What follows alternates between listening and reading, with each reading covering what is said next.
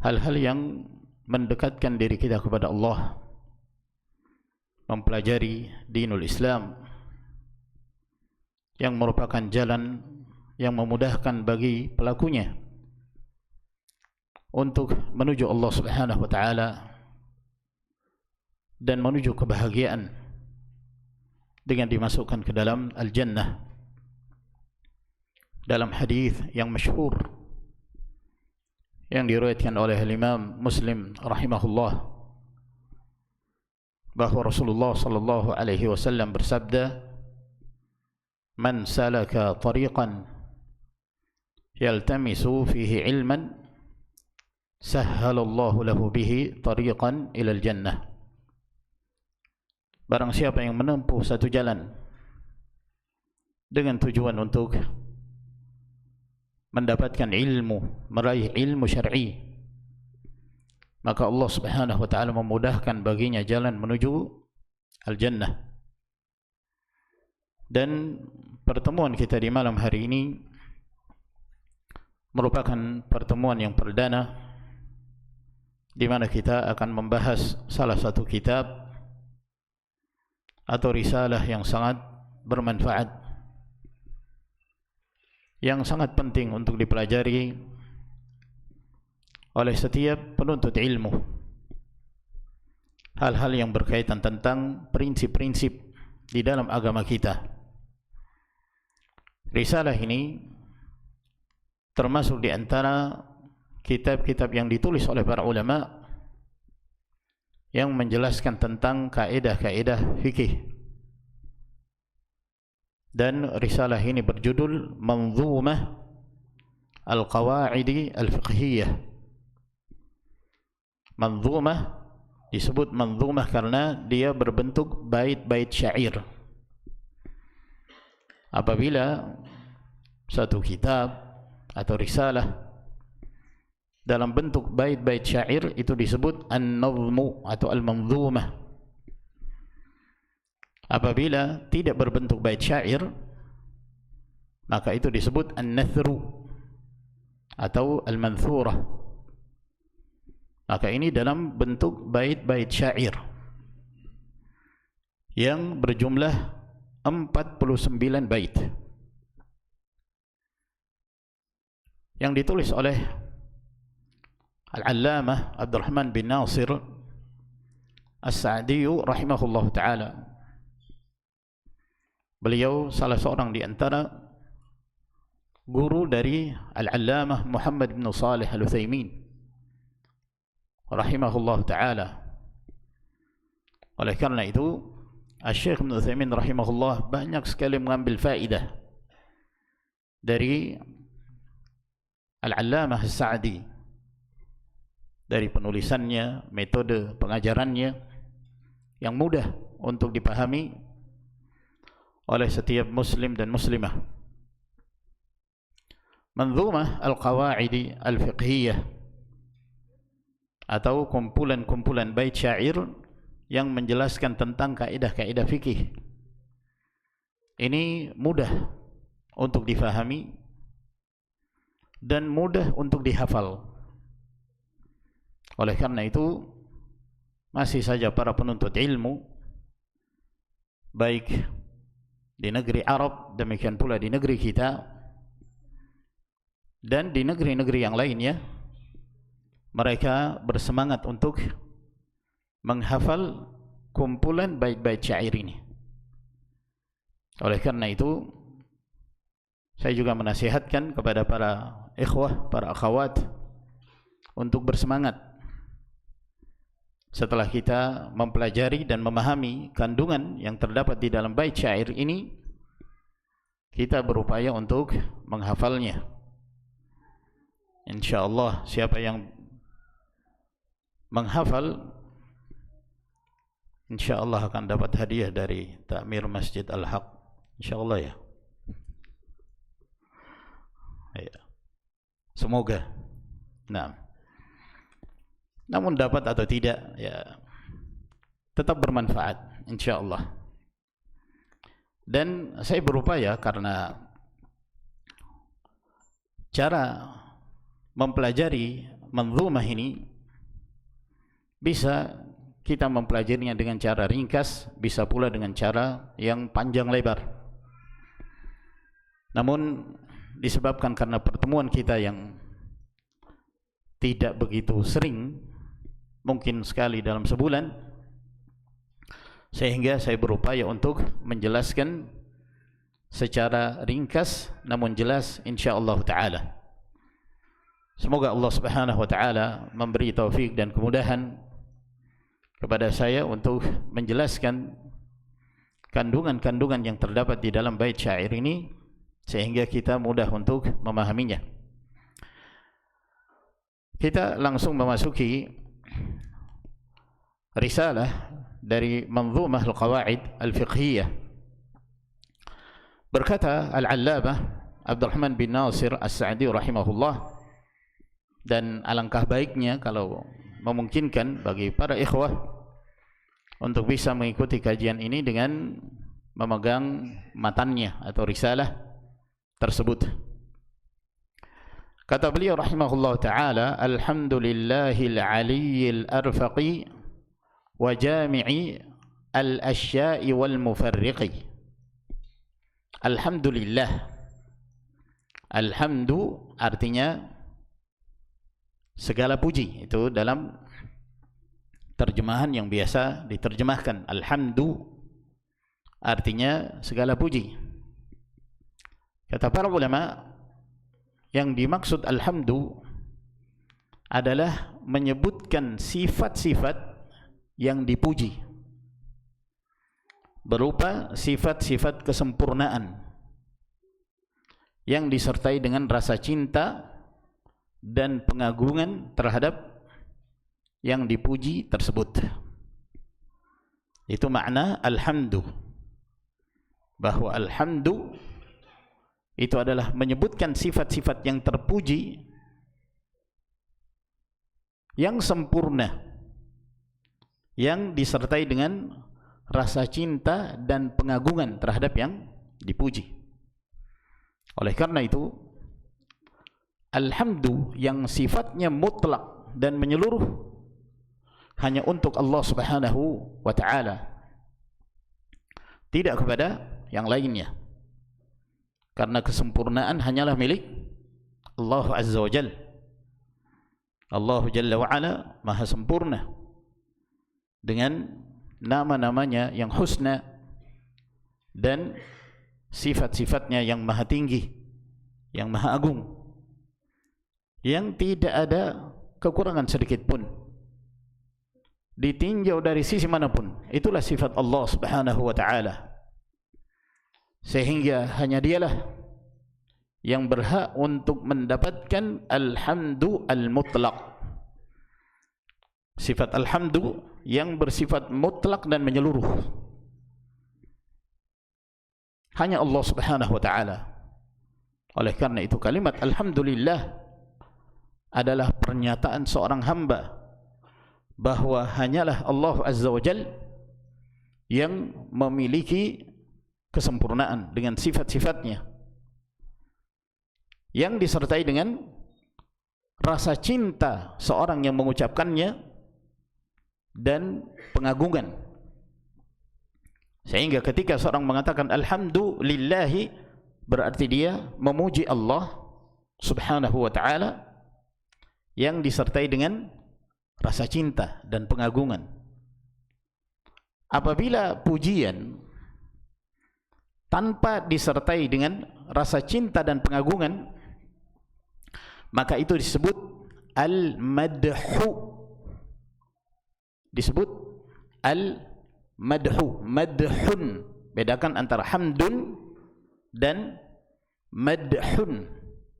Kalau madhun memuji, tapi belum tentu disertai dengan rasa cinta kepada yang dipuji. Kadang-kadang seorang muji tapi hatinya membenci, itu namanya madh. Adapun hamdun, alhamdu, maka pujian tersebut harus disertai dengan kecintaan kepada yang dipuji dan pengagungan. Jadi ini makna dari alhamdu. Segala puji hanya milik Allah Subhanahu wa taala yang disertai dengan rasa cinta dan pengagungan kepada Allah Azza wa Jalla. Apabila seorang hamba mengulang-ulangi pujiannya kepada Allah, maka itu disebut thana. Dalam bahasa Arab disebut thana, athna. Apabila seseorang mengulang-ulangi pujiannya kepada Allah Tabaraka wa ta'ala. Jadi sekedar memuji, seorang dikatakan si fulan hamidallah, dia memuji Allah. Kalau berulang-ulang, maka disebut fulan, si fulan athna ala Allah, dia mengulang-ulangi pujian kepada Allah Subhanahu wa ta'ala. Apabila pujian itu ditambah lagi dengan pujian yang beraneka ragam, yang bermacam-macam dalam memuji Allah, itu disebut tamjid. Disebut tamjid. Oleh karena itu dalam hadis qudsi Allah Azza wa Jalla berfirman, qasamtu as-salata baini wa baina 'abdi nisfain. Aku telah membagi solat. Yang dimaksud solat di dalam hadis ini adalah suratul Fatihah. Aku telah membagi surah Al-Fatihah itu antara aku dengan hambaku menjadi dua bahagian. Ada untuk hamba, ada pula untuk Allah Subhanahu wa ta'ala. Apabila seorang hamba mengatakan alhamdulillahi rabbil alamin, maka Allah Subhanahu wa ta'ala menjawab, hamidani abdi, hambaku memujiku. Hamd ini disebut tahmid. Ketika hamba itu mengucapkan ar-rahmanir rahim, maka dia mengulang-ulangi pujian. Maka Allah Subhanahu wa ta'ala menjawab athna, bukan lagi hamidah karena terulang. Athna alayya abdi, hambaku mengulang-ulangi pujian kepadaku. Dan ketika hamba itu mengatakan maliki yaumiddin, maka Allah Subhanahu wa ta'ala menjawab majjadani abdi, hambaku majjadani, memuliakan aku, mengagungkan aku. Tamjid disebabkan karena pujian-pujian kepada Allah Subhanahu wa ta'ala dengan bermacam-macam cara seorang hamba ketika memuji Allah Azza wa Jalla. Alhamdulillahi, alhamdu itu hanya milik Allah Subhanahu wa ta'ala. Dan di sini disebutkan nama Allah. Allahu yang memiliki makna al-ma'luh, al-mustahiqu lil ibadah, yang disembah, yang berhak disembah. Itu makna nama Allah Subhanahu wa ta'ala, Allah, yang mengandung sifat al-uluhiyah, yang menunjukkan bahwa hanya Allah Subhanahu wa ta'ala yang berhak untuk disembah. Adapun yang lainnya yang disembah oleh para makhluk, itu adalah sesembahan yang batil.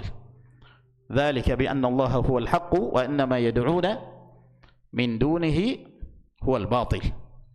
Dialah Allah Subhanahu wa ta'ala yang berhak untuk diibadahi. Adapun yang mereka sembah dari selain Allah Subhanahu wa ta'ala merupakan sesembahan yang batil. Al-Aliyyil Arfaqi. Al-Ali, Al-Ali ini salah satu dari nama Allah Subhanahu wa ta'ala. Wa huwal aliyyul azim. Dialah Allah Subhanahu wa ta'ala Al-Ali. Apa makna dari nama Allah Al-Ali? Ini adalah nama Allah Azza wa Jal yang di dalamnya mengandung sifat uluwullah, kemahatinggian Allah Subhanahu wa ta'ala. Dan kemahatinggian Allah Azza wa Jal itu terbagi menjadi tiga. Yang pertama adalah uluwul dzat, kemahatinggian zat Allah Subhanahu wa taala, bahwa Allah Azza wa Jalla maha tinggi di atas seluruh hambanya. Allah Jalla wa Ala di atas arasy, dan arasy adalah makhluk Allah Azza wa Jalla yang tertinggi, dan Allah Subhanahu wa taala di atas seluruhnya. Ar-Rahmanu 'alal 'arsy istawa. Allah Jalla wa Ala di atas arasy, tinggi, terangkat. Yang kedua adalah uluwu sifatihi, kemahatinggian sifat-sifat Allah Subhanahu wa ta'ala, bahwa Allah Azza wa Jalla memiliki sifat-sifat yang maha tinggi, maha sempurna. Walillahi al-mathalul a'la. Allah Azza wa Jalla memiliki sifat-sifat yang maha tinggi. Yang ketiga, kemahatinggian kekuasaan Allah Azza wa Jalla, bahwa Allah Jalla wa Ala yang maha kuasa atas segala sesuatu. Apabila Allah Azza wa Jalla menetapkan sesuatu, maka tidak ada satupun dari kalangan para hamba yang mampu mengkritisi apa yang telah menjadi ketetapan dari Allah Tabaraka wa ta'ala. Wa huwal qahiru fawqa ibadihi. Dialah Allah Azza wa Jalla yang maha menguasai di atas seluruh hambanya. Ini makna al-ali. Al-arfaqi, alhamdulillahi al-aliyil arfaqi. Al-arfaq itu dari kata ar-rafiq. Ar-rafiq ini termasuk nama Allah Subhanahu wa taala, ar-rafiq. Dalam hadis Nabi sallallahu alaihi wasallam, innallaha rafiqun yuhibbur rifqa. Sesungguhnya Allah Subhanahu wa taala itu rafiq, dan Allah Azza wa Jalla mencintai ar-rifq. Apa itu ar-rifq? Yang menunjukkan kelembutan Allah Subhanahu wa taala, bahwa Allah Azza wa Jalla di dalam menetapkan segala sesuatu itu dibangun di atas sifat ar-rifq, kelembutan, di atas sifat hikmah. Segala sesuatu yang ditetapkan oleh Allah Azza wa Jalla dalam setiap perbuatannya itu dibangun di atas prinsip kelembutan ini. Demikian pula yang berkaitan dengan syariat-syariat yang ditetapkan oleh Allah Azza wa Jalla. Allah Jalla wa Ala menetapkan seluruh yang terdapat di dalam syariat itu dibangun di atas prinsip ar-rifq, kelembutan, karena Allah Azza wa Jalla di antara namanya ar-rafiq, dan Allah cinta kepada kelembutan tersebut. Lalu kata beliau, wa jami'il asya'i wal mufarriqi. Wa jami', dan dialah Allah Subhanahu wa taala jami', yang mengumpulkan al-asya', segala sesuatu yang diciptakannya dan yang disyariatkannya, wal mufarriqi, dan yang menceraikan, yang memisahkan. Jadi Allah Azza wa Jalla di antara hikmahnya, di mana Allah Subhanahu wa taala mengumpulkan hal-hal yang seharusnya dikumpulkan dan memisahkan hal-hal yang seharusnya dipisahkan. Ini pembukaan yang disebutkan oleh Sa'di rahimahullah memiliki kaitan dengan apa yang menjadi pembahasan kita, yaitu tentang kaidah-kaidah fikih. Para ulama apabila mereka membuka satu pembahasan, lalu ketika dia memuji Allah Subhanahu wa taala, dalam kandungan pujian tersebut ada keterkaitannya dengan pembahasannya, maka itu disebut bara'atul istihlal, bara'atu al-istihlal, atau disebut juga bara'atu al-matla', kepandaian seseorang membuka majelis, membuka kajian dengan memuji Allah, namun dalam pujian tersebut mengandung hal-hal yang itu ada korelasinya, ada hubungannya dengan apa yang akan dipelajari. Apa yang akan dipelajari dalam majelis tersebut.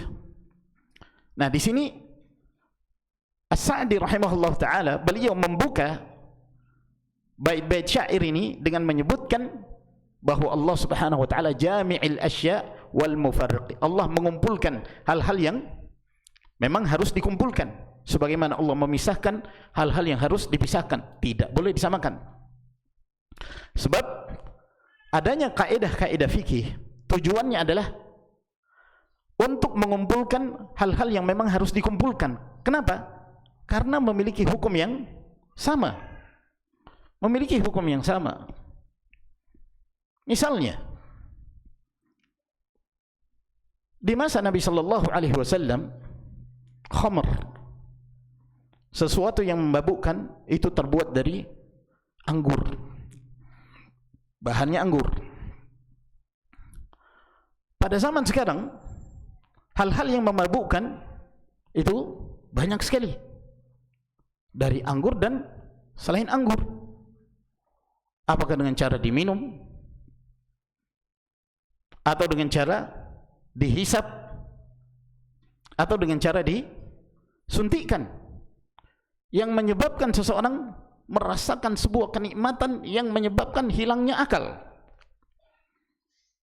Maka apa saja yang sifatnya seperti sifat yang ada di zaman Nabi sallallahu alaihi wasallam ketika mereka meminum khamr, maka hukumnya sama. Tidak boleh kita mengatakan, oh, ganja enggak ada dalil yang melarang. Tidak boleh. Tidak boleh kita mengatakan bahwa ekstasi itu tidak diharamkan, atau yang semisalnya yang memabukkan. Kenapa? Karena memiliki illat yang sama. Maka tidak boleh kita memisahkan sesuatu yang hukumnya sama, jangan kita memisahkannya. Dahulu di masa Nabi sallallahu alaihi wasallam, kaum muslimin dan masyarakat secara umum, mereka menjadikan emas dan perak sebagai alat tukar menukar, alat untuk berjual beli. Dinar, uang emas; dirham, uang perak. Itu yang berlaku. Oleh karena itu, emas dan perak termasuk di antara barang-barang yang memiliki unsur riba. Nah, sekarang masyarakat dunia, mereka menjadikan alat tukar menukar bukan lagi emas dan perak, iya kan? Di Indonesia apa? Rupiah. Di Malaysia ringgit. Di Amerika dolar. Di Arab Saudi real. Ketika melihat uangnya kertas, bukan emas, bukan perak, tapi memiliki illat yang sama. Memiliki illat yang sama, yaitu sebagai alat tukar menukar, sehingga dia juga memiliki hukum yang sama. Dalam hal riba, tukar menukar emas, syaratnya apa? Harus sama timbangannya dan harus cash. Harus masing-masing menerima barang. Kapan ada yang terlambat dalam menerima barangnya, dia tidak menerima di majelis akad, riba. Seorang jual beli emas online, dia sudah mengirim duitnya, dia sudah mengirim uangnya, emasnya nanti pekan depan baru nyampe, riba. Jadi diperbolehkan. Kenapa? Syarat untuk membeli emas harus cash, masing-masing menerima barang di majelis akad, dan nilainya harus sama. Biasanya mendekati bulan suci Ramadan, banyak orang menukar uang untuk mencari uang-uang kecil agar dibagi-bagikan kepada anak-anak, entah namanya THR atau apalah. Biasanya yang dicari, yang dikejar itu uang 2000-an. Kalau di bank BI mungkin penukarannya sama ya. Kalau 1 juta terima 1 juta, betul ya? Itu tidak jadi masalah karena nilainya sama. Tapi kadang-kadang mendekati Ramadan, mendekati Idul Fitr, orang memadati BI sehingga orang merasa berat untuk antri karena saking banyaknya. Ada orang-orang tertentu mereka menawarkan, apabila Anda membeli 1 juta, maka akan diserahkan misalnya 950.000, tapi uang 2.000-an. Dia punya uang merah 10 lembar, ditukar dengan uang 2.000-an berjumlah 950.000, nilainya berbeda, maka itu riba, dan itu tidak diperbolehkan. Kenapa? Karena hukumnya sama seperti hukum emas dan perak. Syariat ini akan mengumpulkan hal-hal yang memiliki hukum yang sama. Sebagaimana syariat ini juga membedakan hal-hal yang harus dipisahkan, jangan dikumpulkan, jangan disatukan. Misalnya dalam hadis riwayat Al-Imam Muslim, Rasulullah sallallahu alaihi wasallam ditanya tentang apakah seseorang harus berwudu karena makan daging unta. Nabi alaihi salatu wasallam ditanya, kata Nabi sallallahu alaihi wasallam, "Na'am. Tawadda'u min luhumil ibil." Iya, kalian berwudu karena memakan daging unta. Oleh karena itu, termasuk di antara perkara yang membatalkan wudu adalah makan daging unta. Nah, jangan disamakan. Lalu gimana kalau seorang makan kambing misalnya? Apakah harus berwudu? Jawabannya tidak. Karena daging unta berbeda dengan daging kambing. Yang disebutkan oleh Nabi sallallahu alaihi wasallam adalah daging unta. Gimana kalau seorang makan daging burung unta? Apakah membatalkan wudu? Jawabannya gimana? Tidak membatalkan wudu. Jadi harus dipisahkan. Beda antara unta dengan burung unta. Hanya karena ada kata untanya tidak kemudian membatalkan wudu. Gimana hukumnya makan jerapah, daging jerapah? Apakah membatalkan wudu? Dengan alasan lehernya lebih panjang dari leher unta. Jawabannya tidak demikian. Karena berbeda antara unta dengan jerapah. Dan Rasulullah sallallahu alaihi wasallam memerintahkan untuk berwudu dari daging unta bukan karena lehernya yang panjang. Paham ya? Jadi syariat menyatukan hal-hal yang memang harus disatukan. Kenapa? Karena memiliki illat yang sama. Dan memisahkan yang harus dipisahkan karena memiliki illat atau sebab yang berbeda. Kemudian bait syair yang kedua, beliau mengatakan dzin ni'amil wasi'atil ghazirah wal hikamil bahiratil kathirah. Dzi artinya pemilik, sahib. Ini kembali kepada bait syair yang pertama, yaitu Allah subhanahu wa ta'ala. Allah azza wa jal dzin ni'am, yang memiliki kenikmatan-kenikmatan, al-wasi'ah, yang luas, al-ghazirah, yang banyak sekali. Saking banyaknya nikmat Allah subhanahu wa ta'ala, kita tidak akan mampu menghitungnya. Wa in ta'uddu ni'matallahi la tuhsuha. Apabila kalian berupaya untuk menghitung-hitung nikmat Allah subhanahu wa ta'ala, niscaya kalian tidak akan mampu menghitungnya.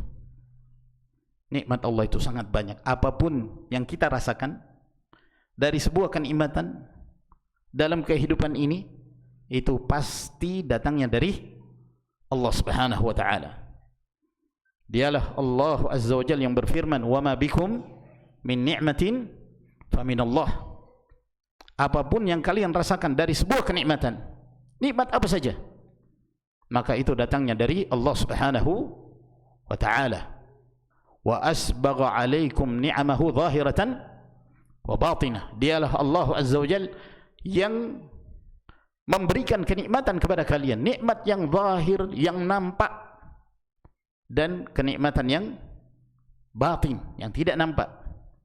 Termasuk di antara nikmat yang tidak nampak, di mana Allah Subhanahu wa taala menutupi aib seseorang. Dia punya kekurangan tapi tidak diketahui oleh orang. Karena Allah Subhanahu wa taala masih sayang kepadanya. Dia melakukan perbuatan kemaksiatan namun dia tidak dipermalukan, tersembunyi. Dan Allah Subhanahu wa taala senantiasa memberi maaf kepada hamba-hambanya yang bertaubat kepadanya. Jadi nikmat Allah Subhanahu wa taala sangat banyak sekali. Al-ghazirah wal hikamil bahirati al-kathira. Al-hikam, al-hikam jamak dari hikmah, jamak dari hikmah, yang maknanya adalah meletakkan sesuatu pada tempatnya. Itu makna hikmah. Dan tidak ada satupun yang ditetapkan oleh Allah Subhanahu wa taala dari apa yang telah terjadi, yang sedang terjadi, dan yang akan terjadi, melainkan itu semua berdasarkan hikmah. Pasti ada hikmahnya. Allah Azza wa Jalla menciptakan apapun, yang baik, yang buruk, semuanya ada hikmahnya. Di mana Allah Azza wa Jalla meletakkan sesuatu, itu sudah pada tempatnya.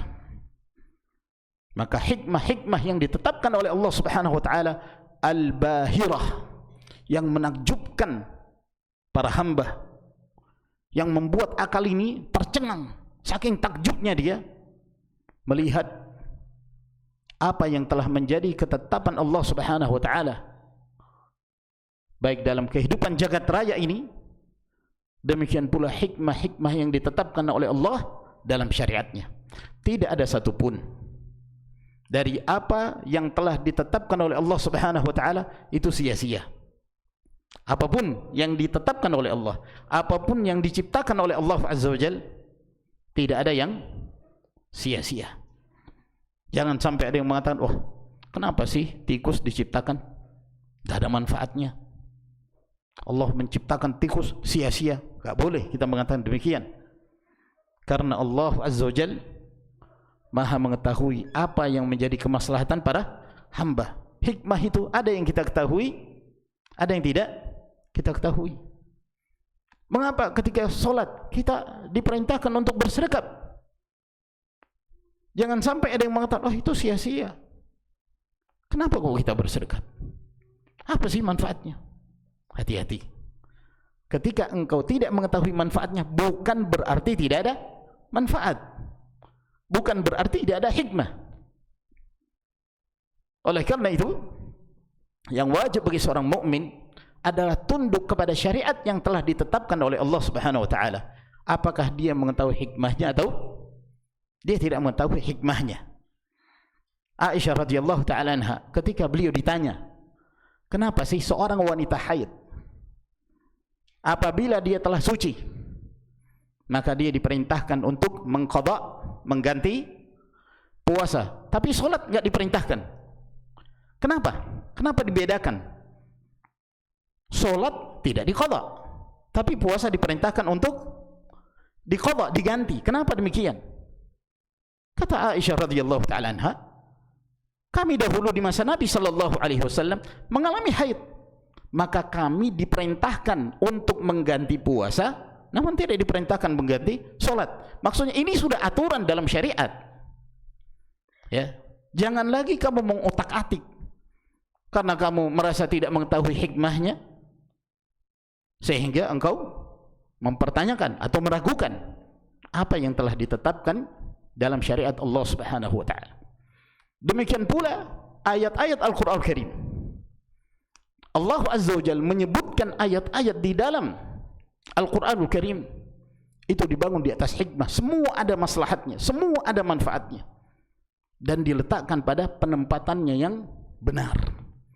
Termasuk nama-nama Allah Subhanahu wa taala yang biasa disebutkan di akhir-akhir ayat. Wa huwal aliyyul azim. wa huwal ghafurur rahim, dan yang lainnya, wa huwal hakimul khabir, wa huwal azizul hakim. Itu semua ketika diletakkan di satu ayat, bukan hanya diletakkan begitu saja. Kenapa di ayat ini disebutkan Al-Aliyul Azim? Kenapa di ayat ini disebutkan Al-Ghafurur Rahim? Kenapa di ayat ini disebutkan Al-Azizul Hakim? Itu semua ada tujuannya, ada maknanya. Sebagai permisalan yang disebutkan oleh Al-Asma'i rahimahullah ta'ala, kata beliau, aku pernah membaca surah Al-Ma'idah, dan di dekatku ada seorang badui Arab. Dia badu tapi berbahasa Arab, ngerti Arab. Maka Al-Asma'i membaca firman Allah Subhanahu wa ta'ala tentang ayat yang menjelaskan tentang hukum orang yang mencuri. Was-sariqu was-sariqatu faqta'u aydiyahuma jazaa'an bima kasaba nakalan min Allah. Terus wallahu itu yang benar, azizun hakim itu yang benar. Tapi Al-Asma'i keliru. Dia membaca wallahu ghafurun rahim. Wallahu ghafurur rahim. Pencuri laki-laki, pencuri wanita. Ini baru 2 bait syair. Rencana sampai 10 ini. Pencuri laki-laki, pencuri wanita. Potong tangan keduanya. Sebagai balasan dari apa yang dia perbuat. Wallahu, dia membaca wallahu ghafurun rahim. Allah Maha Pengampun lagi Maha Penyayang. Orang Badui ini, orang Badu, asalnya dia nggak belajar, cuman ngerti bahasa Arab. Dia mendengarkan. Maka orang Badui ini bertanya, ini ucapan siapa? Kalau man hada? Kata Al-Asma'i, ini firman Allah. Kata orang Badui, coba ulangi. Diulang lagi. Masih dibaca wallahu ghafurun rahim. Kata orang Badui, ini bukan firman Allah. Ini bukan firman Allah. Maka dicek lagi oleh Al-Asma'i, ternyata keliru. Mestinya dia membaca wallahu azizun hakim. Allahu azizun hakim. Allah Maha Perkasa. Allah Maha Bijaksana. Setelah dia membenarkan bacaannya, dia mengatakan wallahu azizun hakim. Kata orang Badui ini, betul. Ini baru firman Allah Subhanahu wa ta'ala. Ini baru firman Allah. Maka Al-Asma'i bertanya kepadanya, kamu hafal Quran enggak? Kata Badui, enggak, saya enggak hafal Quran. Lah, dari mana kamu mengetahui bahwa ucapan atau perkataan wallahu ghafurur rahim itu keliru? Dari mana kamu tahu? Apa kata orang Badui ini? Dia mengatakan, ya hadza azza fahakama faqata'ah. Allah Subhanahu wa ta'ala, karena Allah Maha Perkasa, azza, sehingga Allah menetapkan hukum, maka Allah memerintahkan untuk memotong tangannya. Dan hukum Allah itu dibangun di atas kebijakan. Walau ghafara wa rahama, kalau seandainya Allah itu Maha Pengampun dan Maha Kasih Sayang, maka tidak disebutkan ayat potong tangan itu. Ya. Karena korelasi antara perintah untuk potong tangan dengan nama Allah Al-Ghafur Ar-Rahim itu kurang nyambung. Kalau Allah Maha Pengampun, tidak ada hukum potong tangan. Artinya penempatan nama Allah itu enggak benar kalau disebutkan Ghafur Rahim. Yang benar Azizun Hakim, karena Allah Maha Perkasa. Hukum Allah Subhanahu wa ta'ala dibangun di atas hikmah. Allah yang menetapkan hukum, maka dipotong tangannya. Dan subhanallah, Al-Allamah Sa'di rahimahullah itu memiliki kelebihan dalam hal ini. Beliau selalu menjelaskan mengapa Allah Azza wa Jal menyebutkan nama di akhir ayat dengan namanya tersebut. Ada kaitannya dengan apa yang disebutkan di dalam ayat itu. Adzan dulu. Adzan dulu kan? Adzan dulu. Nah.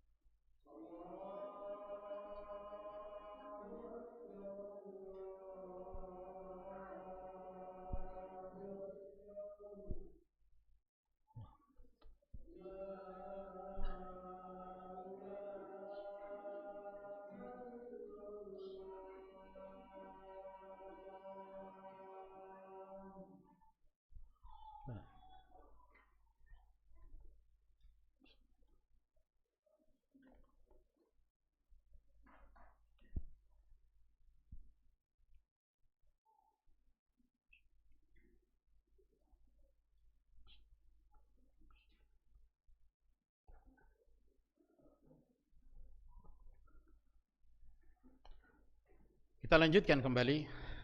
Saya berharap untuk agak bersabar sedikit. Saya berupaya untuk menyelesaikan hingga 10 bait, karena 10 bait ini dia seperti muqaddimah, pendahuluan sebelum memasuki penyebutan tentang kaidah-kaidah fikih. Lalu beliau mengatakan pada bait syair yang ketiga, thumma as-salatu ma' salamin daimi, thumma as-salatu ma' salamin daimi ala ar-rasuli al-qurashiyyi al-khatimi atau al-khatami. Kemudian setelah beliau memuji Allah Subhanahu wa taala, beliau bersalawat kepada Rasul sallallahu alaihi wasallam dan mengucapkan salam kepada beliau. Dan ini termasuk di antara perintah Allah Azza wa Jalla. Innallaha wa malaikatahu yusalluna 'alan nabi ya ayyuhalladzina amanu sallu 'alaihi wa sallimu taslima. Wahai orang-orang yang beriman, bersalawatlah kalian kepada Rasul alaihi salatu wassalam dan ucapkan salam kepada beliau. Apa makna salawat? Makna salawat secara bahasa artinya adalah doa. Doa. Dan makna salawat Allah Subhanahu wa taala kepada hambanya sebagaimana yang diterangkan oleh Abul Aliyah Ar-Riyahi rahimahullah, bahwa makna salawat Allah kepada hamba ay thana'uhu alaihi indal malaikah, pujian Allah kepada hamba itu di hadapan para malaikatnya yang mulia.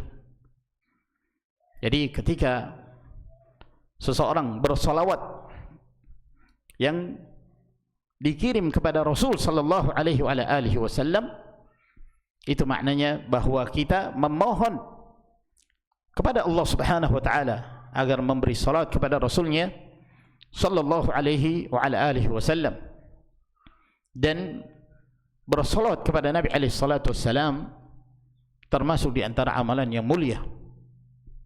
Man shalla alayya salatan wahidatan sallallahu alaihi asyara.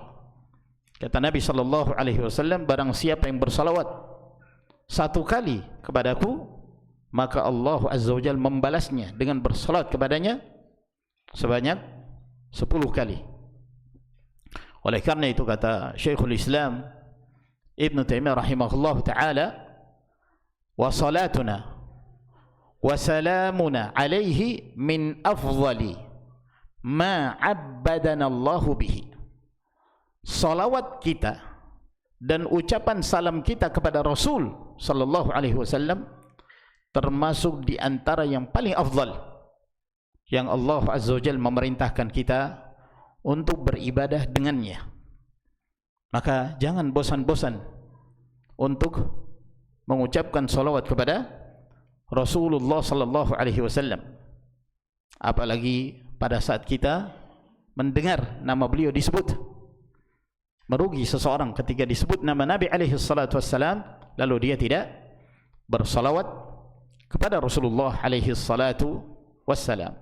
Ma'salamin daimin, bersama dengan ucapan salam yang daim, yang terus menerus, yang tidak terputus. Ketika kita mengucapkan salam kepada Nabi sallallahu alaihi wasallam, itu maknanya bahwa kita mendoakan Rasulullah sallallahu alaihi wasallam. Kita mendoakan Rasulullah alaihi salatu wassalam. Apabila bersalawat kepada Nabi dan mengucapkan salam kepada Nabi ketika Nabi masih hidup, itu maknanya bahwa kita mendoakan Rasulullah sallallahu alaihi wasallam agar diselamatkan dari berbagai kejahatan, berbagai hal-hal yang memudaratkan. Adapun setelah beliau meninggal, kita tetap dianjurkan mengucapkan salam kepada Rasulullah sallallahu alaihi wasallam agar kemudian Nabi sallallahu alaihi wasallam diselamatkan oleh Allah Azza wa Jalla dari berbagai kesulitan, kengerian yang terdapat pada yaumul qiyamah, pada hari kiamat. Mungkin ada seorang bertanya, mengapa sih Nabi masih didoakan? Bukankah Rasulullah sallallahu alaihi wasallam telah mendapatkan jaminan keselamatan dari Allah Azza wa Jalla? Kok masih didoakan? Ma'asyiral muslimin rahimakumullah, siapapun yang namanya hamba, dia tetap membutuhkan doa. Dia tetap membutuhkan doa, didoakan kepada Allah Subhanahu wa taala. Kemudian yang kedua, doa itu sendiri ibadah. Berdoa itu sendiri ibadah, bahkan merupakan inti dari ibadah. Yang ketiga, disebutkan oleh Syekhul Islam Ibn Taimiyah rahimahullah bahwa ketika seseorang bersalawat kepada Nabi sallallahu alaihi wasallam, sebenarnya maslahat yang paling utama itu diraih oleh orang yang melakukannya, yang bersalawat, manfaatnya kembali kepadanya. Jadi tatkala kita bersalawat kepada Nabi, manfaat terbesarnya itu kembali kepada diri kita sendiri, karena seorang yang bersalawat akan dilipat gandakan pahalanya oleh Allah Subhanahu wa taala. Alar rasuli, ucapan salawat dan salam kepada Rasul. Siapa itu Rasul? Al-Qurashi. Beliau berasal dari Quraisy. Siapa nama beliau? Muhammad bin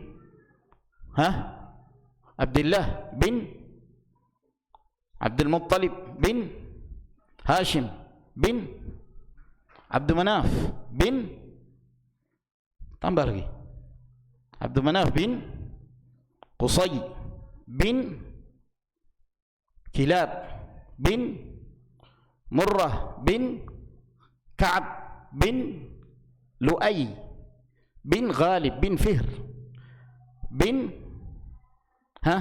Malik bin An-Nadhr bin Kinanah bin Khuzaimah bin Mudrika bin Ilyas bin Mudar bin Nizar bin Ma'ad bin Adnan. Adnan, seluruh para ahli sejarah sepakat bahwa Adnan dari keturunan Nabiullah Ismail alaihissalam. Hanya tidak diketahui berapa jarak antara Adnan dan Nabiullah Ismail. Itulah Rasulullah sallallahu alaihi wasallam, nasab beliau.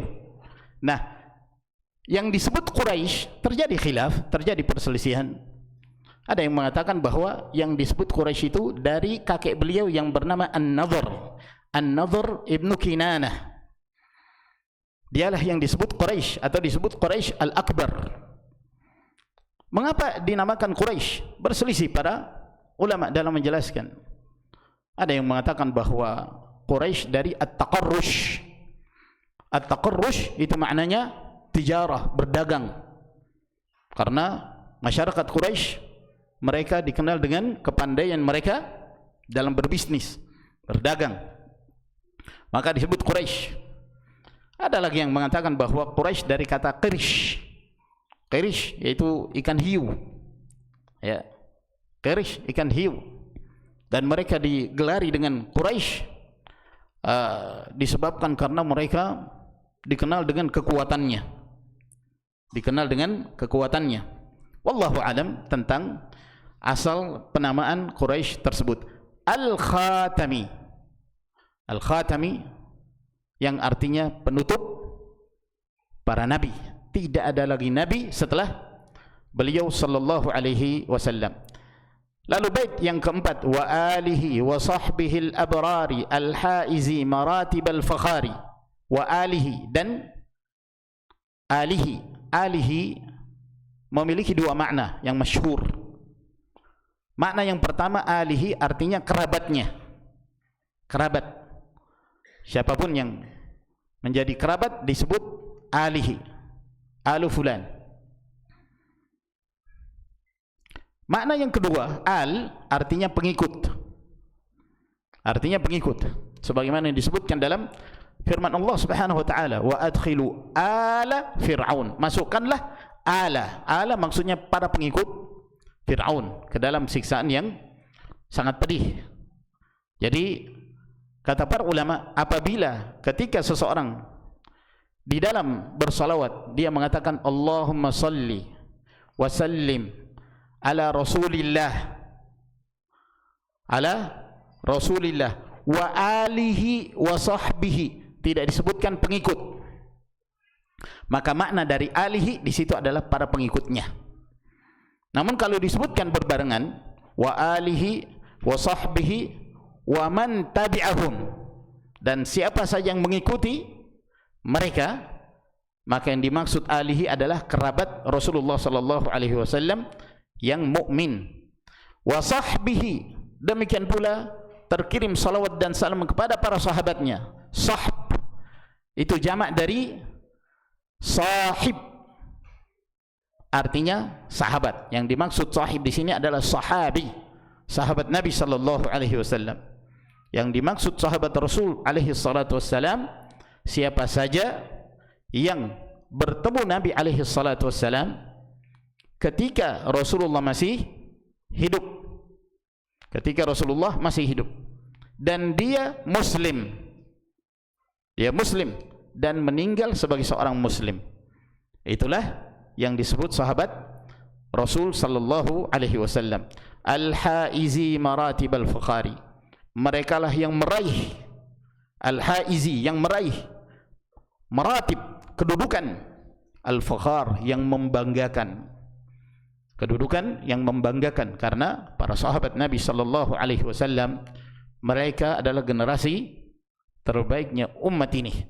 Mereka adalah hamba-hamba Allah yang Allah Subhanahu wa taala ridha kepada mereka, dan mereka pun ridha terhadap apa yang Allah Subhanahu wa taala berikan kepada mereka.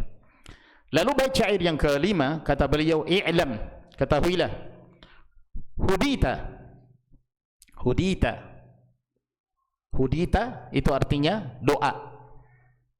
Engkau diberi hidayah, maksudnya hadakallah, semoga Allah memberikan hidayah kepadamu. Anna afdhalal minan, bahwa afdal, yang paling utama. Al-minan, al-minan jamak dari minnah, artinya anugerah, pemberian.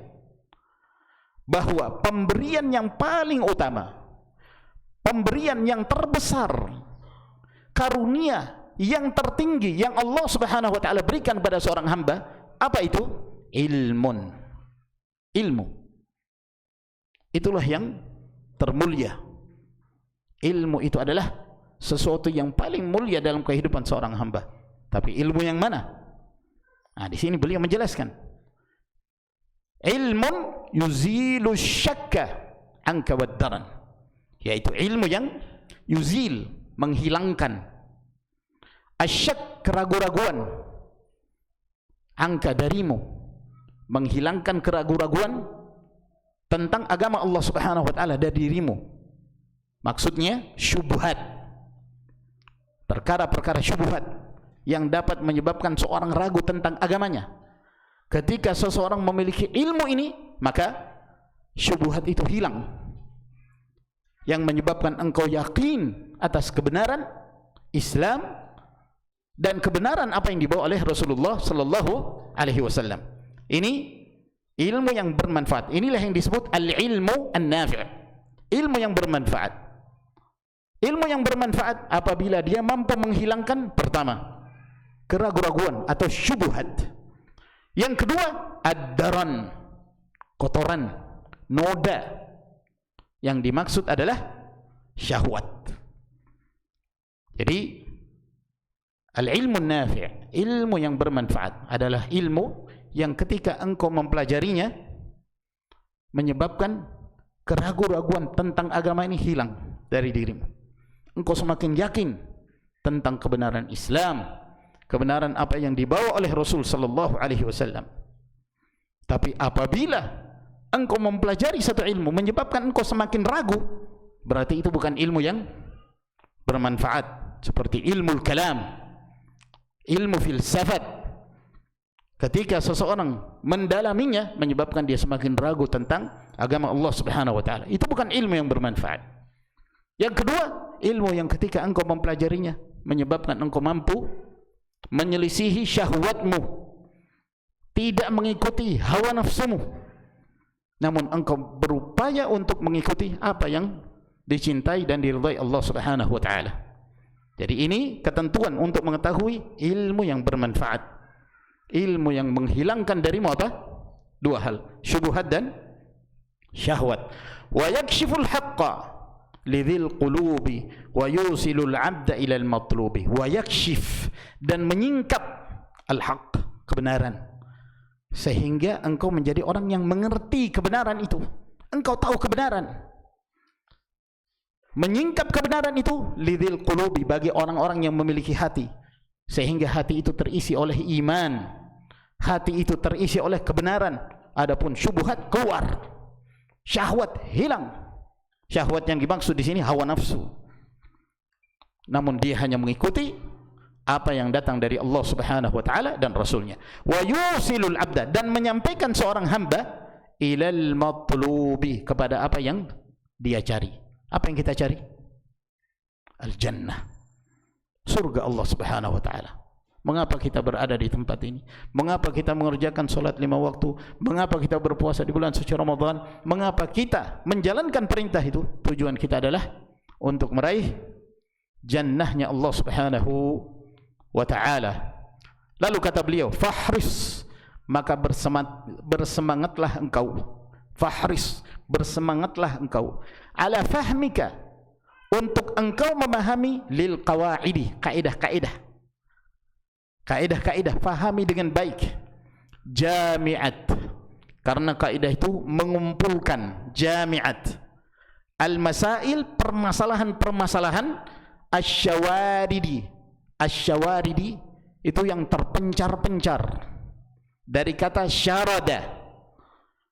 Apabila ada kambing lepas, ada kambing lepas, maka itu disebut syaradal ghanam. Kambing itu lepas, lari. Syarada, lari. Asyaridah, jamaknya syawarid, itu sesuatu yang terpencar-pencar. Maka dengan memahami kaidah, kita mampu mengumpulkan. Ibaratnya seperti seorang memelihara hewan-hewan. Di pagi hari kita mengeluarkannya, dia mencari makanannya sendiri-sendiri. Sore hari kita mengumpulkan mereka kembali, dimasukkan ke dalam kandang. Maka seperti itu pula seseorang yang mempelajari kaidah-kaidah dalam agama Allah Subhanahu wa taala ini. Dengan memahami kaidah, dia mampu mengumpulkan berbagai permasalahan-permasalahan yang terpisah-pisah. Dia kumpulkan. Dia mampu menempatkan sesuatu pada tempatnya. Maka inilah yang disebut kaidah. Jadi apa definisi kaidah? Al-qaidatu, yang jamaknya al-qawaidu. Kaidah itu maknanya hukmun kulli, hukum yang bersifat umum. Hukum yang bersifat umum. Ada pula yang mengatakan hukmun aglabi, hukum yang bersifat aglabi, secara umum. yantabiqu ala mu'dhami juz'iyatihi, yang bisa diterapkan atas permasalahan-permasalahan cabang yang menjadi cabang-cabang dari satu permasalahan, itu bisa diterapkan. Jadi kaidah ini mengumpulkan, ya, mengumpulkan sesuatu, sehingga dengan memahami kaidah tersebut kita bisa menerapkannya dalam sekian banyak permasalahan. Itulah manfaatnya kaidah, ya. Berbeda halnya dengan taklid. Orang yang tidak mengerti kaidah itu dia sulit untuk mengumpulkan hal-hal yang sebenarnya itu bisa disatukan. Namun karena kejahilan seseorang dalam memahami kaidah, dia enggak bisa. Sehingga dia hanya mendengarkan apa kata seorang ustadz, apa kata seorang syekh. Kata syekh ini atau kata ustadz ini boleh, ya sudah dia mengatakan boleh. Kalau ustadz ini mengatakan tidak boleh, ya sudah dia mengatakan tidak boleh. Apa kata ustadz, itulah yang dia ikuti. Kenapa? Karena dia tidak memahami kaidah. Oleh karena itu, ilmu yang dituntut oleh seorang hamba yang bermanfaat adalah ketika seseorang mengenal hidayah ini, mengenal agama ini berdasarkan dalil-dalilnya. Kata Ibnul Qayyim rahimahullah, al-ilmu ma'rifatul huda bidalilihi, madzaka wat taqlidu yastawiyani. Ilmu itu mengenal hidayah ini berdasarkan dalil. Tidaklah sama antara ilmu dengan ikut-ikutan, taklid. Itu enggak sama. Jadi dengan memahami kaidah, kita mampu mengumpulkan sekian banyak permasalahan. Contohnya, al-yaqinu la yazulu bisyak. Ini kaidah. Sebuah keyakinan itu tidak akan hilang dengan adanya keraguan. Ini kaidah, itu bisa diterapkan dalam banyak perkara. Dalam pembahasan taharah, dalam pembahasan solat, dalam pembahasan puasa, dalam jual beli, dalam pernikahan, dalam perceraian, banyak hal. Dengan memahami kaidah ini, kita akan mampu menjawab sekian banyak permasalahan yang kita hadapi dalam kehidupan kita. Seorang solat, dia berwudu, lalu dia solat. Di pertengahan solat, perutnya terjadi peperangan di dalam. Iya kan?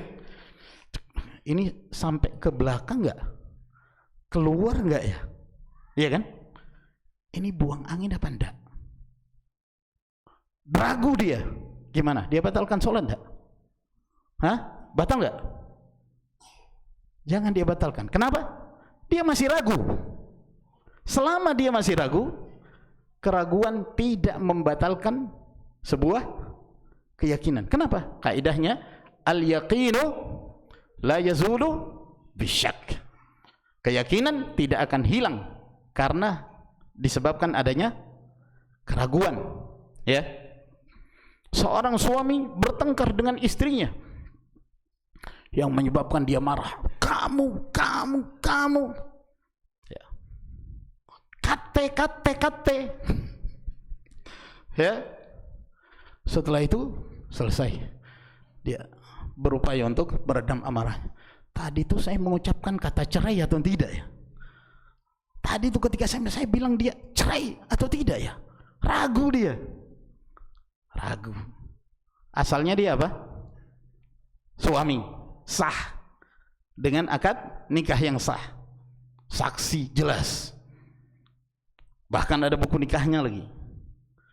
Nah, ketika dia sedang marah, dia masih ragu apakah dia menjatuhkan kata talak atau tidak. Selama masih ragu, kembalikan pada hukum asal bahwa dia adalah suami yang sah. Itu aja. Dalam banyak permasalahan kita bisa menerapkan kaidah ini. Itulah yang disebut kaidah. Dengan memahami kaidah, kita akan mampu menyelesaikan sekian banyak problem yang terjadi dalam kehidupan kita sendiri. Nah, ada yang disebut kaidah, ada pula yang disebut dhabitun. Jadi ada kaidah, ada yang disebut dhabit. Kalau kaidah ini itu adalah sesuatu yang bersifat umum, yang bisa membahas sekian banyak perkara, bukan hanya dalam satu permasalahan, tapi dalam sekian banyak perkara, dalam masalah taharah, masalah salat, masalah puasa, masalah muamalah, pernikahan, jual beli dan seterusnya. Itu kaidah. Tapi kalau dhabit itu hanya membahas tentang satu bab saja, satu permasalahan saja. Misalnya gini, para ulama mengatakan air itu apabila bercampur dengan najis menyebabkan berubahnya warnanya atau rasanya atau baunya, maka itu menjadi najis. Air apabila tercampur dengan najis menyebabkan berubahnya salah satu dari warnanya atau rasanya atau baunya, maka air itu disebut air najis. Ini namanya dhabit, ketentuan. Kenapa? Dalam satu pembahasan saja, tentang air saja, tidak membahas hal-hal yang lain. Paham ya? Tapi kalau kaidah itu luas, seperti yang kita sebutkan tadi, al yaqinu la yazulu bisyak, keyakinan tidak hilang disebabkan karena adanya keraguan. Ini luas sekali pembahasannya dalam perkara apapun. Nah, ada lagi yang disebut kaidah usul.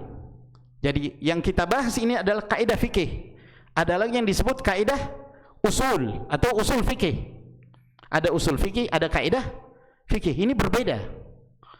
Ini berbeda, pembahasannya juga berbeda.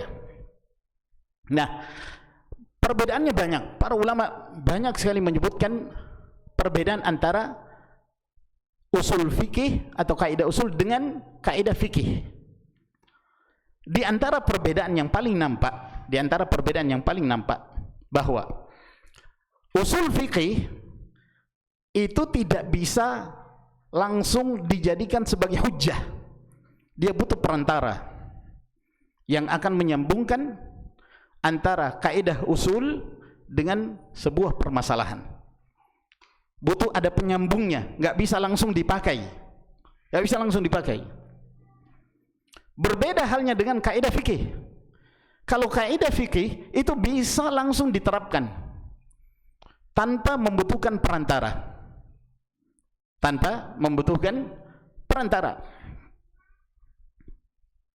Nah, saya beri contoh. Di antara kaidah usul fikih, al-amru yufidul wujub. Perintah itu menunjukkan kewajiban, ya. Apabila ada perintah dalam Al-Qur'an atau perintah dalam hadis Nabi sallallahu alaihi wasallam, asal hukumnya wajib. Al-amru yaqtadi al-wujub. Adanya perintah itu menunjukkan wajib. Nah, sekarang kita beri permisalan. Apa hukumnya memelihara jenggot? Apa hukumnya memelihara jenggot? Hah? Apa? Wajib. Ya, baik. Memelihara jenggot hukumnya wajib. Karena perintah menunjukkan kewajiban. Agak kurang nyambung. Paham ya? Butuh ada penjelasan di tengahnya. Dengan kita mengatakan memelihara jenggot hukumnya wajib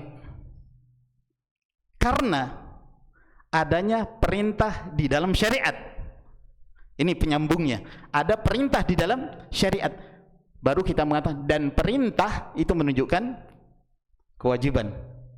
Jadi harus ada perantara yang menghubungkan antara permasalahan dengan kaidah usul dengan usul fikihnya. Ada perantaranya. Tapi kalau kaidah fikih langsung disebutkan, itu sudah nyambung. Misalnya seseorang bertanya, tadi ketika saya sholat, ya, ketika saya sholat, saya meniatkan sholat asar, padahal sholatnya sholat zuhur, tapi niat saya sholat asar. Kadang-kadang ada orang seperti itu, dia bangun, dia merasa oh ini sudah asar, padahal masih zuhur, ya. Dia bangun, dia kelelahan bangun maghrib, dia sholat subuh. Ada, ya. Dia menyangka dia bangun malam hari subuh, padahal kelelahan dia di waktu asar, dia ketiduran bangun di maghrib, dia menyangka itu sholat subuh, niatnya sholat subuh. Apa hukum sholatnya? Sah apa enggak? Hah? Hukum sholatnya apa? Tidak sah. Hukum sholatnya tidak sah. Kenapa? Li'annal umur bimaqasidiha. Ini kaidah. Al-umur bimaqasidiha. Karena setiap perkara itu harus berdasarkan tujuan dan niatnya. An-niyatu syartun lisairil amal. Nanti akan kita jelaskan. Niat itu syarat untuk sahnya seluruh amalan. Apabila niatnya keliru, maka tidak sah salatnya. Dia meniatkan salat asar padahal masih zuhur. Tidak sah dia kerjakan itu sebagai salat zuhur karena dia meniatkan asar. Nah, ketika dia menyebutkan itu, tidak sah salatmu. Kenapa? Al-umur bimaqasidiha. Dia langsung menyebutkan kaidah itu sudah tepat gitu. Karena setiap perkara berdasarkan tujuannya, berdasarkan niatnya. Jadi kaidah fikih itu bisa langsung dijadikan sebagai hujjah. Berbeda halnya dengan kaidah usul atau usul fikih, perlu ada perantara. Ini termasuk di antara hal yang paling jelas. Contoh yang lain lagi seperti tadi. Ya. Misalnya dia mengatakan, "Ustadz, saya ragu. Tadi saya bertengkar dengan istri saya. Tapi saya ragu, apakah saya menceraikan istri saya atau tidak?" Ya. Maka kita mengatakan apa? Itu masih istrimu, kamu tidak menceraikannya. Kenapa? Apa kaidahnya? Al-yaqinu la yazulu bisyak. Langsung disebutkan, itu tidak mengapa. Keyakinan tidak akan hilang disebabkan karena adanya keraguan. Bisa dipahami ya? Kalau begitu sudah cukup kita sampai kaidah yang bait syair yang ketujuh, ya. Insyaallah kita lanjutkan nanti pada pertemuan yang berikutnya. Semoga memberi manfaat kepada kita sekalian. Sebelum kita akhiri ada pertanyaan sedikit. Izin bertanya, apa hukumnya perempuan ziarah kubur? Berselisih para ulama. Sebagian tidak membolehkan secara mutlak karena adanya hadis Nabi sallallahu alaihi wasallam, la'anallahu zawaratil qubur. Allah Subhanahu wa taala melaknat wanita yang berziarah kubur. Sebagian para ulama membolehkan, yang tidak boleh sering-sering. Namun kalau sekali-kali boleh. Ini yang dikuatkan oleh Syekh Al-Albani rahimahullah taala dengan beralasan bahwa Aisyah radhiyallahu taala anha pernah ziarah kubur. Demikian pula berdasarkan keumuman hadis Nabi sallallahu alaihi wasallam, kuntu nahaitukum an ziyaratil qubur ala fazuruha fa innaha tudzakkirkumul akhirah. Dahulu aku melarang kalian ziarah kubur, sekarang silahkan kalian berziarah kubur, itu mengingatkan kalian tentang kehidupan akhirat kalian. Ini sifatnya umum. Syariat bersifat umum untuk laki-laki dan wanita. Adapun hadis la'anallahu zawaratil qubur, yang dimaksud adalah sering kali berziarah, dikit-dikit ziarah, dikit-dikit ziarah. Tapi kalau sekali-sekali, ya, sekali-sekali tidak sering, maka diperbolehkan. Wallahu taala a'lamu bis-shawab. Ya, saya kira sampai di sini. Saya mohon maaf karena terlalu panjang. Wassallallahu ala nabiyyina Muhammad wa ala alihi wa sahbihi wa sallama tasliman katsira. Wassalamu alaikum warahmatullahi wabarakatuh.